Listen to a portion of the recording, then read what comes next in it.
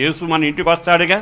వచ్చిన చరిత్ర బైబుల్ ఎలా ఉందో తెలుసా? నేను వచ్చాను ఏమైనా పళ్ళు దొరుకుతాయేమని వచ్చాను, ఆకులు తప్ప ఏమీ కనబడలేదుగా. దేవుడు ఎన్నిసార్లు నీ ఇంటికి వచ్చాడు? నీవు దాహం తీరుస్తావేమని, మంచి ఫలాలు ఫలిస్తావేమని, నీ దగ్గర మంచితనం అనే ఫలం చూడాలనుకుంటాడట. ఆ రోజున యేసు భూలోకంలో సంచరించినప్పుడు ఆ చెట్టును కలియ చూస్తే ఆకులు తప్ప ఫలాలు. ఇప్పుడు జరిగింది ఏమిటో తెలుసా?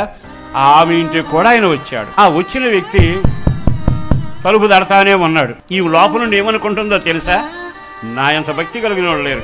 నేను స్నానం చేశా, మేలిమైన వస్త్రాలు ధరించా, పరిమళ వాసన జల్లుకున్నా, పాదరక్షకలు ఎక్కడ ఉన్నాయి, ఇప్పుడు నేను కాలు కింద పెడితే బురద అవుతుందిగా, అందుకని అని మంచం ఎక్కింది. ఎంతసేపు నిలబడ్డాడంటే నిలబడి నిలబడి నిలబడి నిలబడి తట్టాడు తట్టాడు తట్టాడు.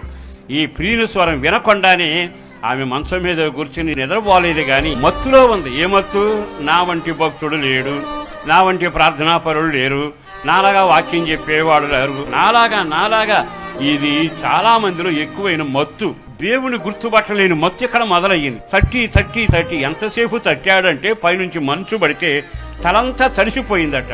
ఇక ఈమె తలుపు తీసేలేదుగా అని నెమ్మదిగా ప్రాణప్రియుడు వెళ్ళిపోవడం మొదలుపెట్టాడు. ప్రియుడు నీ ఇంటికి వచ్చినప్పుడు, దేవుడు అవకాశం ఇచ్చినప్పుడు, దేవుడు తలుపు తెరిచినప్పుడు, దేవుడు నిన్ను కనికరించినప్పుడు ఆ సమయాన్ని వాడుకుంటే బాగుంటుందిగా.